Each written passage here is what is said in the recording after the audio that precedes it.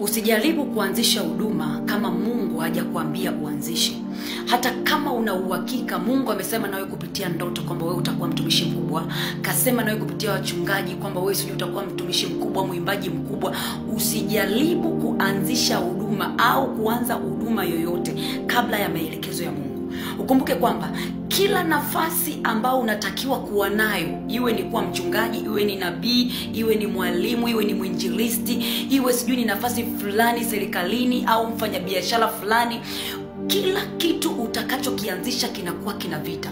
Hatari inapatikana pale umeanza. Ni kweli Mungu amekwambia utakuwa mfanyabiashara mkubwa, utakuwa nabii mkubwa wa mataifa, utakuwa mwimbaji mkubwa, utakuwa mchungaji mkubwa, lakini majira ya wewe kuanza kile kitu bado.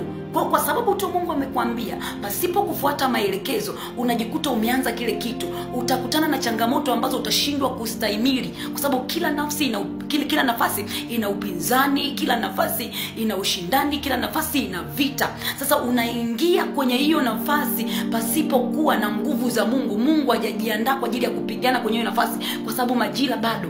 Ukiona Mungu amekwambia jambo lolote, usiwe na haraka ya kufungua kanisa, usiwe na haraka ya kuanza kuimba, utatumia nguvu nyingi. Yaani ukitaka kuenda pasipo maelekezo ya Mungu, yani mbali tu umeitwa, umeshajua, watumishi wamekuhakikishia au wewe utakuwa na nafasi fulani, basi tayari ushajiweka, utashindwa pale. Ndio hii inatokea, mtu anaweza kafungua huduma akafunga. Kwa nini? Ni kweli kabisa ameitwa kuwa mtumishi, lakini majira ya yeye kuanza kumtumikia Mungu bado. Mungu akisha kuita wewe uwe mtu fulani, atataka kwanza kukukalisha darasani. Usikimbie darasa. Ni hatari sana kuingia vitani na hauna silaha.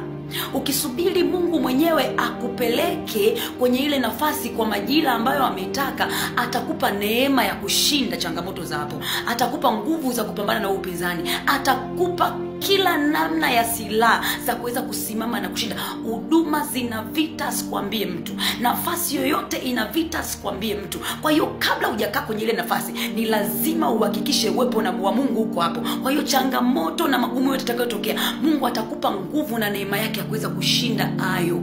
Usifungue biashara, usifungue huduma hata kama Mungu amekuhakikishia, usijianzishie tu hata kama umehakikishiwa. Tafuta kitu kinachoitwa utulivu. Kaa darasani, jifunze kwanza mbele za Mungu. Majira yakifika Mungu atakwambia, mwanangu kafungue huduma, mwanangu anza kuimba, mwanangu kaa kwenye ile nafasi, kwa sababu Mungu anakuwa ameachilia neema ya wewe kushinda katika hilo. Lakini ukijaribu kuenda kabla Mungu hajakwambia, utajikuta hata kama ulikuwa mtumishi mkubwa unakutana na changamoto ambazo zitakukwamisha, kwa sababu kabla kukaa darasani umekimbilia kwenye kuperform. Utajikuta unashindwa, na ukishashindwa ndio ile unakuwa unaishi kama mtu aliyechanganyikiwa. Mwisho wa siku unakuja kufa. Hujawa nabii wa mataifa, haujawa mchungaji, haujakaa kwenye ile nafasi. Sio kwamba Mungu alisema uongo, alisema kweli, ila ni kwa sababu umeangamia kwa kukosa maarifa. Umeenda vitani kabla ya kukabidhiwa silaha.